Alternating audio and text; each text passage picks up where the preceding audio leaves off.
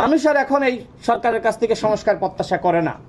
আমার কাছে মনে হয় যে এখন কেউ বিশ্বাস করে না ডক্টর মোহাম্মদ ইউনূসের নেতৃত্বাধীন সরকার কোনো সংস্কার করতে পারবে।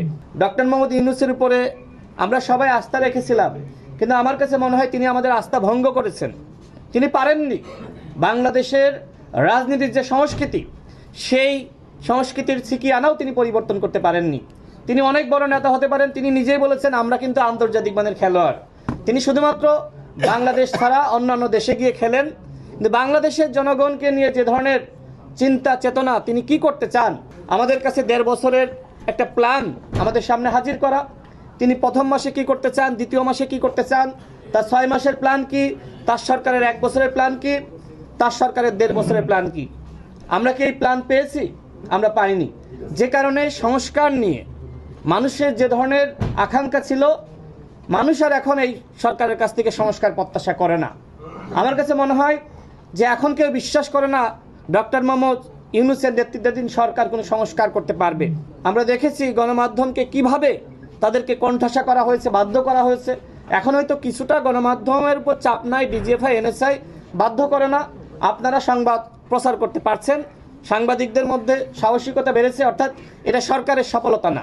গণমাধ্যমের যে নীতিগত সংস্কার করা দরকার ছিল সেইটা সরকারের পক্ষ থেকে করা সম্ভবপর হয়নি। এবং এই নির্বাচনে সবথেকে গুরুত্বপূর্ণ ভূমিকা রাখবে কিন্তু গণমাধ্যম।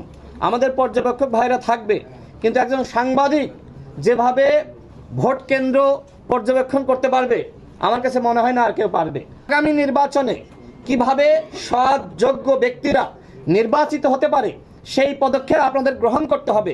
আর এটি যদি আপনারা গ্রহণ করতে চান, তাহলে প্রত্যেক আসন ভিত্তিক আপনাদের সেমিনার বা সভার আয়োজন করতে হবে।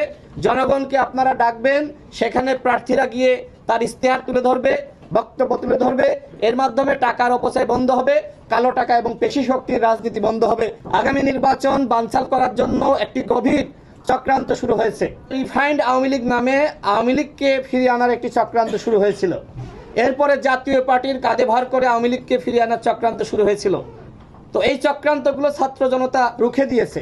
এখন নতুন চক্রান্ত হলো যে আওয়ামী লীগের যারা পদধারী নেতা ছিল তাদেরকে স্বতন্ত্র নামে নির্বাচনে অংশগ্রহণ করতে দেওয়ার সুযোগ দেওয়া।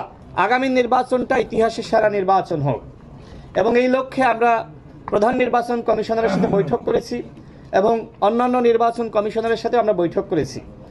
জামাত ইসলামের পক্ষ থেকে যে বক্তব্য রাখা হলো, এই বক্তব্য আমরা শুরু থেকেই দিয়ে আসছি যে আপনারা নির্বাচন করার জন্য যে ধরনের পরিবেশ আপনাদের তৈরি করা দরকার ছিল, আপনারা কি গত এই 15-16 মাসে সেই পরিবেশটা তৈরি করতে পেরেছেন? আপনারা মুখেই শুধুমাত্র বলছেন যে ইতিহাসের সেরা নির্বাচন করতে চান, কিন্তু সেরা নির্বাচনের জন্য যে সেরা পরিবেশ তৈরি করতে হয় সেই বিষয়টা আপনারা কেন ভুলে যাচ্ছেন? গ্লিটারের টুইন লেমন ও অ্যান্টিব্যাকটেরিয়াল ফর্মুলা বাসনকে চকচকে জীবাণুমুক্ত করে আমাদের দেয় গ্লিটার গ্যারান্টি।